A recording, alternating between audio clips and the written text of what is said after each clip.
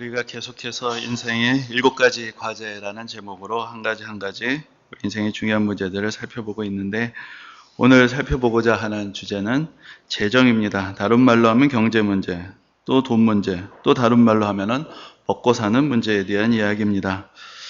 단도직입적으로 말해서 여러분, 다윗도 돈 문제로 스트레스를 받았던 적이 있을까요? 여러분들 어떻게 생각을 하십니까?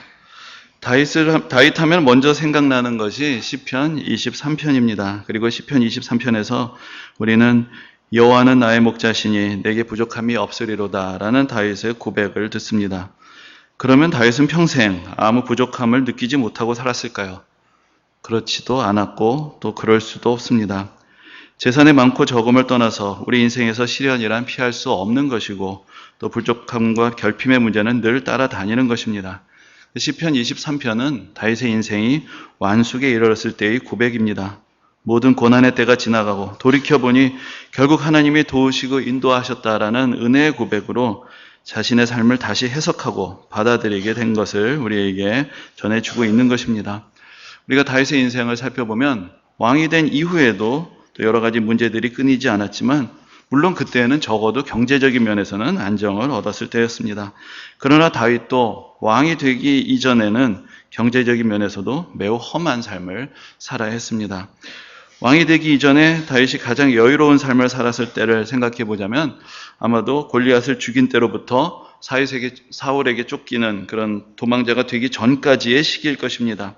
그때 다윗은 백성들에게 인기가 많았고 또 사울에게서도 신임을 받았습니다. 그러다가 사울이 점점 다윗이 자기의 왕위를 빼앗을 사람이다라는 그런 의심을 하게 되었고, 그래서 그를 위험에 빠뜨리려는 방법으로 그를 자기의 사위를 삼겠다는 제안을 합니다. 지난번에 살펴본 바가 있지만, 사울은 다윗에게 자신의 딸과 결혼을 하려면 블레셋 사람 100명을 죽여서 그 증거를 가져오라라고 그렇게 요구를 했습니다. 그런데 그 제안이 오히려 다윗의 무공을 더 쌓게 만들고 더 많은 인기를 얻게 만들고, 결국 다윗은 사울의 사위가 되어서 더 경제적으로도 여유를 누리게 되었습니다. 그러나 사울은 끝내는 직접 다윗을 죽이려 나서게 되었고, 다윗은 왕의 미움을 사서 도망을 다니는 신세로 전락을 하게 됩니다. 이때부터 다윗의 진짜 고난이 시작이 되었습니다. 갑자기 도망자 신세가 된 다윗에게는 아무것도 없었습니다. 그래서 얼마나 상황이 다급했는지 다윗은 제사장을 찾아가서 감히 제사장들이나 먹을 수 있는 하나님 앞에 드렸다가 물려낸 그 떡을 달라고 해서 얻어 먹은 적도 있습니다. 근데 그랬다가 그것을 사울에게 밀고 한 사람이 있어서 다윗을 도왔다는 제목으로 제사장 일가가 몰살을 당하게 되는 그런 끔찍한 일이 벌어지게 됩니다. 이런 상황 속에서 다윗은 쉽게 다른 사람의 도움도 청할 수 없는 그런 처지가 되었던 것입니다. 그런데 다른 한편으로 처음에는 다윗 혼자였지만 사울에게 억울함을 당한 사람들, 그 당시 마음에 원통함이 있었던 사람들이 그래도 다윗을 의지하고자 다윗 곁으로 몰려들기 시작합니다. 그래서 처음에 400명 정도가 모였다가 후에는 600명 정도에까지 이르게 됩니다. 사람들이 모여들었다는 것은 그 사람들이 다 맨손으로 온 것은 아닐 테니까 당장은 먹을 것이 있고 또 어느 정도 세력을 구축하게 되었다라는 것을 의미할 것입니다. 그러나 다윗의 입장에서 보면은 자기에게 의탁하려 온 사람들을 먹여 살려야 하는 책임이 지금 도망자 신세에 있는 다윗의 어깨에 짊어지어지게 되었다라는 것을 또한 의미하는 것입니다. 사실 오늘날에도 중동 지역에 이렇게 독립적인 생활을 하는 그런 유목민족들의 소부족들을 찾아볼 수가 있습니다. 근데 다윗의 시대 그들은 어떻게 생계를 유지를 했을까요? 근데 성경의 표현을 보면은 이 다윗 곁에 모인 600명은 그냥 단순한 유목민들이 아니라 무장을 한 일종의 군사 집단이었습니다. 그렇기 때문에 그들에게는 두 가지 생계 유지의 가능성이 있었습니다. 하나는 그 무력을 가지고 약탈을 하는 것이고, 또 하나는 그런 잠재적인 약탈자들로부터 사람들에게 보호를 제공하여서 그 대가를 얻는 것이었습니다. 근데 우리가 성경을 보면은 다윗은 이 두 가지 모두를 다 시도합니다. 다윗은 도망을 다니는 신세였지만, 그러나 종종 이스라엘의 대적들, 블레셋이라든지 아말렉과 같은 사람들을 공격을 합니다. 그래서 한편으로는 나름 정의를 실현하는 것이고, 또 실제적으로는 자신의 공동체를 먹여 살릴 수 있는 그런 음식과 자원을 또 그런 방법으로 확보하기도 했던 것입니다. 그러나 그런 약탈의 대상이 늘 있는 것도 아니고 또 그런 대상들과의 싸움에서 늘 승리를 한다는 보장도 없습니다. 그래서 또 다른 가능성을 발휘하게 되는데 그것이 바로 그러한 잠재적인 약탈자들로부터 사람들을 보호해주며 그 대가를 얻는 것이었습니다. 근데 오늘 본문을 보면은 다윗이 실제로 그런 일들을 했음을 보여주고 있습니다. 오늘 본문에 나발이라는 큰 부자가 등장을 합니다. 근데 흥미롭게도 나발이라는 사람의 이름은 어리석은 자라는 그런 뜻을 가지고 있습니다. 근데 오늘 본문에서 나발의 어리석음은 그에게 도움을 청했던 다윗이 장차 왕이 될 사람이라는 것을 알아보지 못하고 멸시하는 데서 나타난다고 할 수 있을 것입니다. 큰 양떼를 거느렸던 나발은 양털을 깎는 날을 맞이하게 됩니다. 그리고 이날 다윗의 부하들은 양식을 얻으러 나발을 찾아갑니다. 목축을 하는 사람들에게 있어서 양털을 깎는 날이란 것은 농사 짓는 사람에게는 일종의 추수와 같은 이제 그런 의미를 갖는 큰 잔치가 벌어지는 날입니다. 그래서 이웃에 공공한 사람들에게는 먹을 것을 나눠주기도 하고 그랬기 때문에 이제 다윗의 부하들이 또한 나발을 찾아갔을 것입니다. 그런데 다윗의 부하들이 나발에게 가서 거저 먹을 것을 달라고 말하지 않았습니다. 오늘 본문의 표현을 보면 그들은 다윗의 말을 전하며 이렇게 이야기합니다. 내 목자들이 우리와 함께 있었으나 우리가 그들을 해하지 아니하였고 그들이 갈멜에 있는 동안에 그들의 것을 하나도 잃지 아니하였나니. 여기 이제 두 가지 의미가 있는 것인데 우리가 너희를 해치지 않았다. 거기에 대한 대가를 요구하는 것이고 또 우리가 너를 보호해서 양 한 마리도 잃지 않게 하였다. 이 보호의 대가를 요구하는 그런 이야기가 됩니다. 근데 여러분 생각해 보십시오. 다윗이 이끄는 사람들이 무고한 백성들의 양떼를 해치지 않은 것, 이거 당연한 것 아닙니까? 그리고 어떤 사전의 계약도 없이 선의로 스스로 보호해주고 나서는 그 대가를 요구하는 것, 이것은 너무나 염치가 없는 일이 아닙니까? 여기서 다윗의 모습은 마치 자기 구역에서의 보호를 명분으로 일종의 자릿세를 징수하러 다니는 무슨 조직의 보스를 연상시키는 그런 모습을 보여주고 있습니다. 다윗의 부하들의 요청과 이에 대한 나발의 반응을 보면 당시에 다윗은 유다 지파의 일부 지역에서 일종의 세력을 구축하고 보호자 행세를 시작했다는 것. 그러나 그것이 그 지역의 모든 사람들에게 호의적으로 받아들여진 것은 아니었다라는 것을 알 수 있습니다.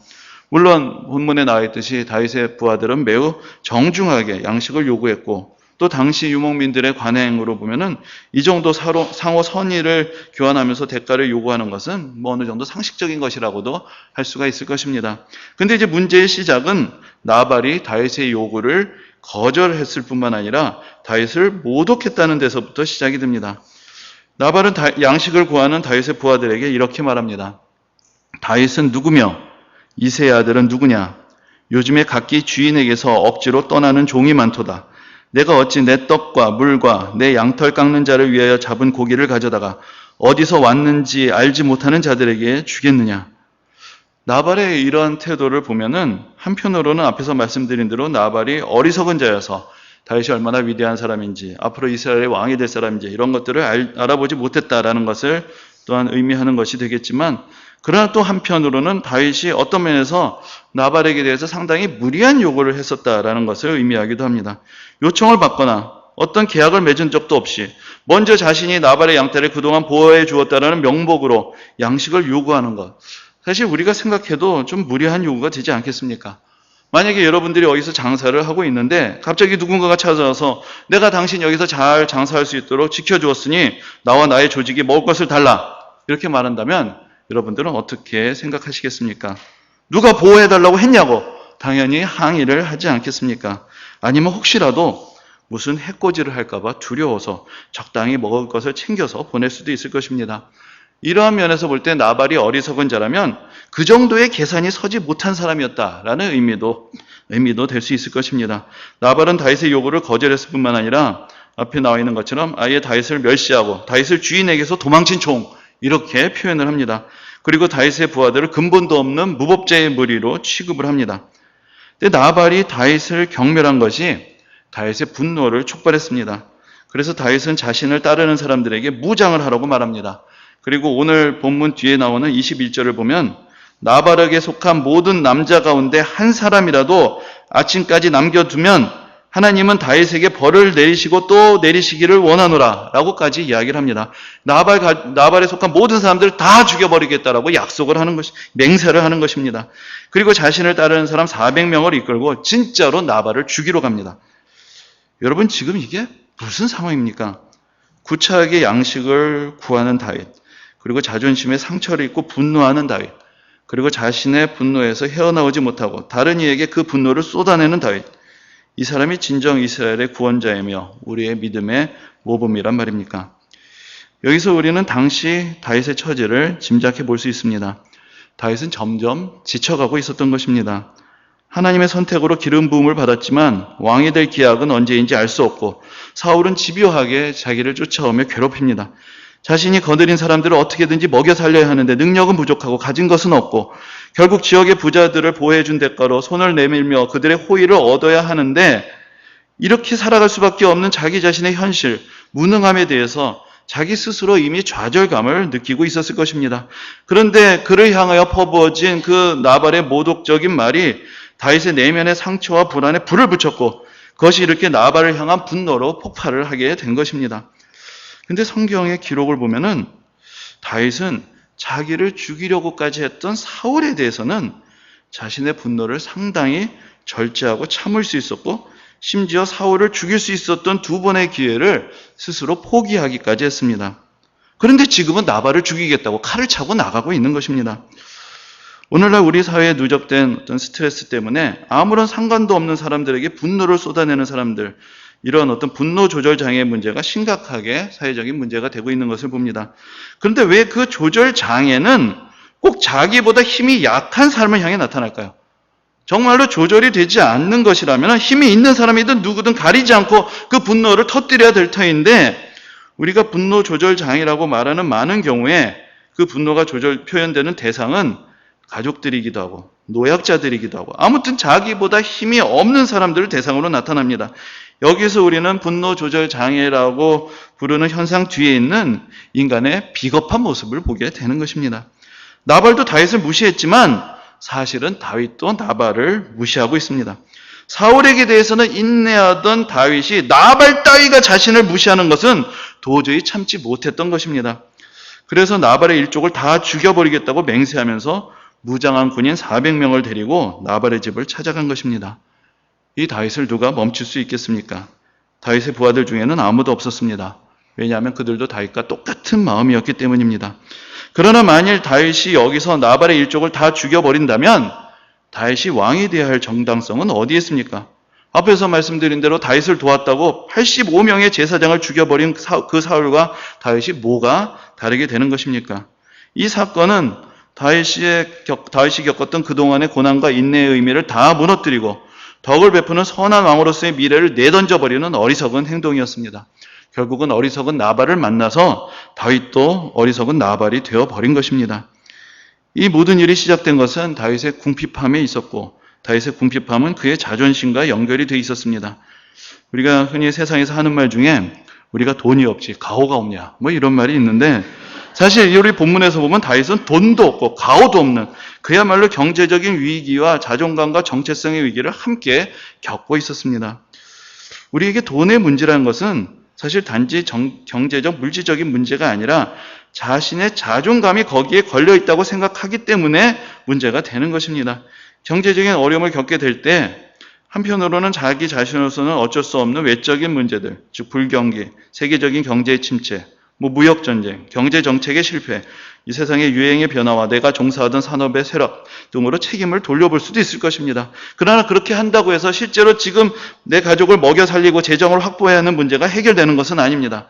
그런 가운데서 사람들은 자기 자신의 무능을 탓하게 되고 자기 자신의 판단의 착오, 경영 능력의 부재, 불성실함, 인간관계의 실패, 애시당초 돈이 없이 태어난 것에 대한 좌절감, 더 나아질 수 없을 것이라는 기대의 상실 가운데 자신의 자존감마저도 상실하게 되고 심지어는 극단적인 선택을 하게 되는 그런 경우에까지 내몰리게 되는 것을 봅니다. 그런 면에서 볼 때 나발을 죽이러 가는 다윗의 모습은 또 다른 면에서의 극단적인 선택이라고 할 수가 있습니다. 우리가 앞에서 살펴본 대로 다윗이 가진 장점 중에 하나가 상당히 강한 멘탈을 가지고 있다는 것입니다. 그래서 좀처럼 자기 자신을 부정하고 부인하지 못합니다. 그러니까 그 분노가 상대방, 다른 사람을 향해서 쏟아지게 되는 것입니다. 근데 당장은 먹고 살기 힘든 마당에 왕이 된다는 예언은 다 뭐고 이스라엘의 구원자라는 사명은 다 무슨 의미가 있겠습니까? 다윗은 지금 자신이 누구인지, 자신이 어떤 사명을 가졌는지를 잃어버리게 되었고 결국 이것은 다윗의 인생에서 가장 큰 위기의 순간이었다고 할 수가 있을 것입니다. 그야말로 목구멍이 포도청이었고 다윗은 그 포도청의 서슬퍼런 위세에 끌려다니는 존재에 지나지 않았습니다. 그런데 다행히도 이 대목에서 나발의 아내 아비가일이 등장합니다. 아비가일은 남편인 나발과는 달리 상황을 분별할 수 있는 지혜를 가진 여인이었고 그래서 다윗이 나발을 죽이기 전에 먼저 다윗을 만나서 다윗을 만족시킬 만한 양식을 제공하고 또 상당히 겸손하게 자기를 낮추며 다윗을 높여주어서 다윗의 자존감도 충족시켜 줍니다. 그러면서 결국 다윗에게 했던 지혜로운 말은 당신은 왕이 될 사람인데 나중에 후회할 일을 하지 않는 것이 좋지 않겠느냐라는 그 이야기를 하게 되었고 이 이야기가 다윗의 귀에 꽂히게 됩니다. 그래서 다윗은 아비가일의 지혜로운 말로 정신을 차리게 되었고 칼을 내려놓게 됩니다. 그리고 이 이야기를 나중에 전해들은 나발은 그제서야 자기 자신이 자신의 목숨을 위태롭게 할 만한 어리석은 일을 저질렀다는 데서 충격을 받습니다. 그리고는 시름시름 앓다가 죽어버렸습니다. 그리고 여기서 뜻밖의 로맨스가 등장을 하는데 다윗은 이렇게 남편을 잃은 아비가일을 자기의 아내로 맞이하게 되면서 이 이야기는 이상한 해피엔딩으로 끝나게 됩니다. 이 사건을 다시 생각해 보면 당시에 다윗은 자기 자신의 경제적인 위기를 해결할 능력이 없었고 그리고 자기 나름은 그 문제를 해결하겠다고 택했던 방법도 먹혀 들어가지 않는 잘못된 방법이었습니다. 그러나 하나님은 그 가운데서도 은혜를 베푸셔서 아비가일을 만나게 하셨고 그 다윗의 어리석음을 아비가일의 지혜로 덮으셔서 다윗을 위기에서 건져주셨던 것입니다. 우리도 점점 먹고 살기 힘들어지는 세상 속에서 살고 있습니다. 오늘날 젊은 세대에 대해서 이렇게 저렇게 불만을 이야기할 수도 있겠지만 사실 가장 큰 위기는 희망의 상실에 있습니다. 과거의 대한민국은 가진 것은 없는 나라였지만 그러나 그때에는 앞으로 더 나아질 것이라는 기대와 희망이 있었습니다. 그리고 실제로 70년대, 80년대 대한민국의 경제는 이 세계에서 가장 빠르게 성장하는 나라들 중에 하나였고 그 결실을 수고하는 많은 사람들이 누릴 수 있었습니다. 그러나 오늘날의 상황은 다릅니다. 지금의 젊은 세대는 자신의 부모들의 세대보다 더 나아질 가능성이 없는, 아니 더 못하게 될 수 있다라는 어두운 그림자 속에서 살아갑니다. 그래서 부모를 의지할 수밖에 없고 부모에게 손을 벌릴 수밖에 없고 그런 부모가 없는 사람들은 어디 손 벌릴 데도 없는 절망감을 느끼며 살아가는 세상이 되어가고 있는 것입니다. 근데 경제적인 자신감의 상실이 결국은 자기 자신의 자존감의 위기로 이어지게 되고 그래서 삶의 의욕과 기대의 상실 속에서 사람들이 추구하는 최선의 가능성이란 것은 요즘 유행하는 말로 일종의 소확행, 삶의 위안을 주는 작은 행복들을 찾으며 위안을 얻는 것에 머물게 되는 것으로 나타나게 됩니다. 근데 다윗에게는 미안하게도 이런 우리의 상황 속에서 우리는 다윗에게서 오늘도 별로 배울 것이 없습니다. 다윗이 별반 우리보다 나을 것이 없을 뿐만 아니라 우리에게는 다윗처럼 장차 왕이 될 것이라는 예언도 없고 조금만 더 버티면 좋아질 것이라는 기대를 가질 근거도 없기 때문입니다. 이러한 다윗을 위기에서 건져준 것은 아비가일과의 만남이었고 아비가일을 통해서 하나님은 다윗의 정체성을 깨닫게 하시고 그의 사명을 다시 확인시켜 주셨습니다. 우리가 다윗의 인생을 보며 거듭 발견하게 되는 것은 세상적으로 말하자면 다윗은 정말로 억수로 운이 좋은 사람이었고 성경적으로 말하자면 하나님의 은혜를 입은 사람이었다는 것입니다. 자기의 힘으로 위기에서 벗어나지도 못했을 뿐만 아니라 오히려 위기를 촉발시키는 책임도 있게 되었을 때에도 하나님은 다윗을 도우셨습니다. 좀 더 현실적으로 생각을 해보겠습니다. 다윗에게 있어서 그를 위기에서 벗어나게 한 것이 그가 장차 왕이 될 사람이라는 자각이라면 그렇다면 오히려 우리들에게 있어서는 나는 왕이 될 사람이 아니라는 자각이 필요한 것은 아닐까요? 예전에 어떤 이야기를 들어봤는데 어떤 분이 그 작은 포도장마차에서 이제 국수를 한 그릇 이제 말아 드시게 되었는데 그러면서 이게 주인장을 보니까 완전히 영화 배우 뺨치게 생겼더라는 것입니다. 그래가지고 이제 뭔가 이 사람이 뭔가 사연이 있는 것 같다라는 생각이 들어서 그 박관 양반이 잠깐 다른 곳에 갔을 때 그 사모님에게 질문을 했다는 것이에요. 뭐 죄송하지만 좀 질문을 드리고 싶은데 박관 양반이 이런 일을 할 사람은 아닌 것 같은데 혹시 무슨 사연이 있는 것은 아니냐고 뭐 그렇게 질문했답니다. 그러니까 그 안에 드는 사람이 갑자기 역정을 내면서 그놈의 그 잘난 얼굴 때문에 뭘 해도 나는 이런 거 할 사람이 아니다. 나는 이런 걸 할 사람이 아니다. 그렇게 큰 소리만 빵빵 치다가 아직까지 이러고 살고 있다고 그렇게 화를 냈다는 것입니다. 여러분, 누군가는 잘 나가는 사람이 우리 주위에 있는지도 모릅니다.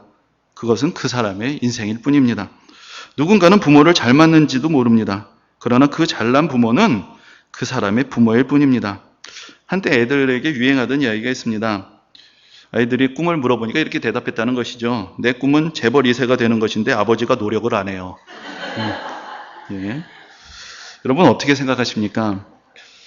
우리 각자는 사실 각자의 길을 가는 것입니다. 괜히 남들과 비교하면서 스스로 위축되고 자신을 더 무능한 존재라고 생각할 이유가 없습니다. 각기 처한 상황이 다르고 각자의 손에 주어져 있는 것이 다르기 때문입니다. 좀 더 근본적으로는 앞에서 말씀드린 것처럼 경제적인 문제라고 보이는 것에는 자존감의 문제가 있고 정체성의 문제가 있고 더 나아가서는 사명의 문제가 있습니다. 그러나 제가 오늘 말씀드리고 싶은 것은 먼저 어떤 힘든 일이 벌어졌을 때 자기 자신을 돈의 문제와 분리를 하면서 내 자신의 자존감을 보존해야 한다는 것입니다. 돈을 벌지 못한다는 것이 내가 무능하다는 이유가 되지 않습니다. 내가 무가치한 사람이 되는 것이 아닙니다. 우리들 한 사람 한 사람은 모두 소중한 하나님의 자녀입니다. 돈 그까짓 거 있어도 좋고 없어도 그만이지. 이렇게 해서 큰 소리 한번 쳐볼 수 있는 그런 자존감, 그런 배짱을 한번 가질 수 있어야 하지 않겠습니까?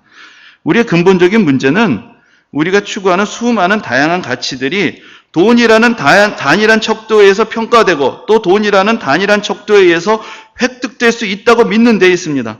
우리는 돈이 우리 삶의 가치를 평가하는 척도가 될 수 없다는 것을 분명하게 깨달아야 합니다. 그리고 돈을 얼마나 버느냐와 상관없이 내게 수입이 있느냐 없느냐와 상관없이 지금 내가 정직하고 진실하게 믿음의 길을 가며 나에게 주어진 사명을 잘 감당하고 있다면 그러한 모든 사람들은 누구와도 비교할 수 없는 존귀한 사람들이라는 것, 그것을 자기 자신에 대해서도 또한 다른 사람들에 대해서도 인정할 수 있어야 합니다. 돈이 가치의 척도가 되면서 우리는 인생을 매우 단순하게 바라보곤 합니다. 내가 불행한 이유는 돈이 없기 때문이고 저 사람이 행복한 이유는 돈이 있기 때문이다. 이런 생각은 우리 스스로를 매우 비참하게 만들고 타인과 사회에 대해서 분노하게 만듭니다. 물론 우리는 우리의 노동과 수고의 정당한 대가를 받아야 하고 돈이 가치의 척도가 되어버린 사회 속에서 살아가면서 그 돈이 공평하게 각 사람의 기여와 수고에 따라 분배되는 사회를 만들어가기 위해 노력해야 합니다. 그러나 우리가 어떠한 사회와 제도 속에서 살아가며 어떠한 대접과 금전적 보상을 받고 있든지 간에 우리의 삶과 수고 자체가 귀하고 가치 있는 것이라는 것도 함께 기억해야 합니다. 예수님은 내 보물이 있는 곳에는 내 마음도 있느니라 라고 말씀하셨습니다. 그것은 우리가 물질을 어떻게 사용하는가가 경제적인 문제일 뿐만 아니라 궁극적으로는 영적인 문제라는 것을 우리에게 가르쳐 주시는 것입니다. 영적인 삶이란 가끔 이런 말씀을 드리지만은 하나님을 향하여 나아가면서 우리 인생의 잔가지들을 쳐나가는 과정입니다.